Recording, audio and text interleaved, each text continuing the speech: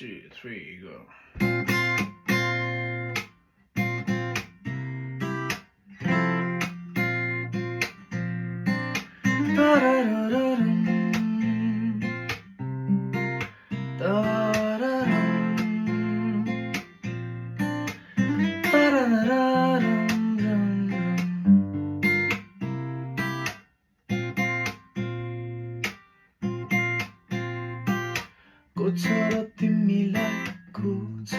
तिमीलाई आज बुझिदिने